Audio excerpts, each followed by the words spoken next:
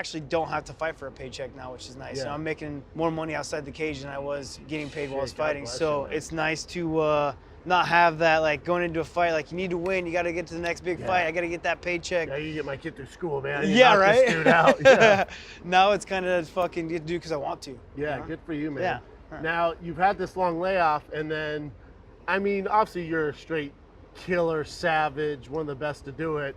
And here's Corey Sandhagen. Yeah. And it's like, dude, can we get he's been off for 2 years. Yeah, yeah. And like, we know, look at Connor, like, it's tough to be at the top level when you're not active. Yeah. So, obviously your team, you guys wanted this I fight? asked for it, yeah. You So asked for they the fight. tried offering me fights that weren't top 5. I said no.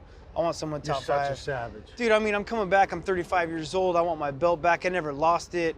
I'm here to prove a point that I'm the best in the world. What better way to do it than get right back to the top? And Corey Sandhagen is a great opponent. I trained a ton with him. He's a great athlete, but it's a great fight for me.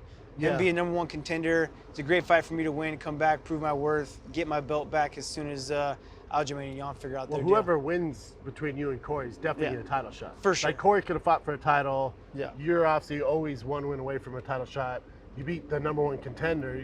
Clearly, the title's the next step. Speaking of Corey, like, I don't know if people realize that you guys have trained like a good amount together. Yeah, man. And clear this up for me, because I had Cody Garbrandt on my Calabasas Fight Campaign show, and he said, man, we were talking about your fight, and he's like, they've trained a bunch together. I was there.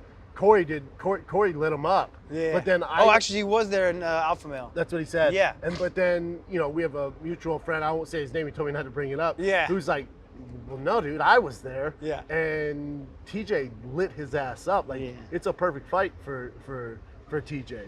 And I've heard from other people who are in there, like, it's literally half and half. Yeah, it's Like, good. TJ lit his ass up, Corey lit his ass up. Yeah, yeah. What went down in your opinion?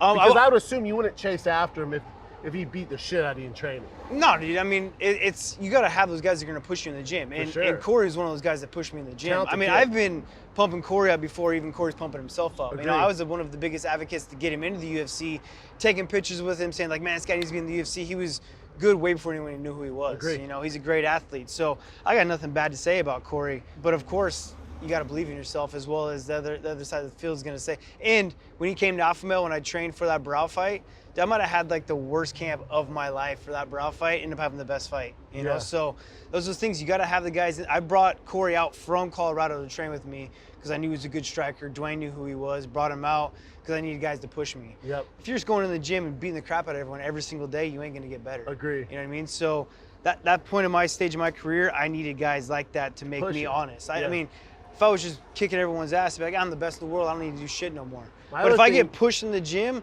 then I know I got to go home and grind. I got to go Agreed. home and grind and get better.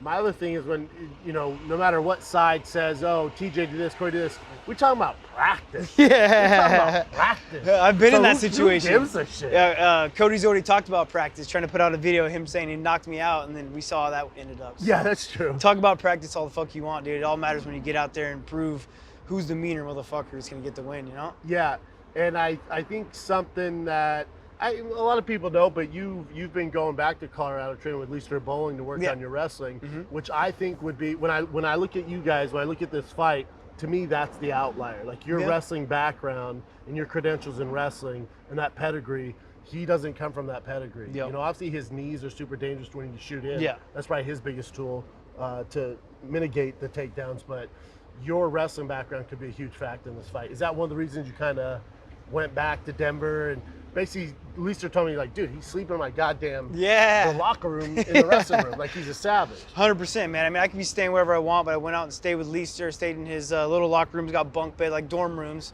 I went out there to train with Dwayne Ludwig. Leister's always been my wrestling coach, and he's helped me out a ton. He's a great dude.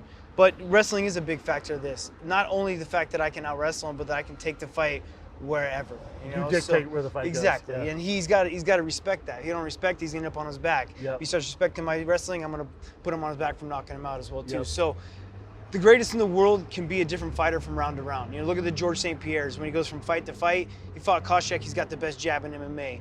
He fights BJ Penn, he's gonna get on top and wear him out in jiu-jitsu. So he can be a different fighter from fight to fight. Yeah, and look at that's Kamaru Usman. 100%. I mean, Yeah. ridiculous wrestler. That's what got him his title. Then he's like, oh, you guys are worried about the wrestling? No. Now I'm going to get with Trevor Now Whitman, I'm gonna work on knock my your ass jab. out, Now he's yeah. knocking dudes out. Yep.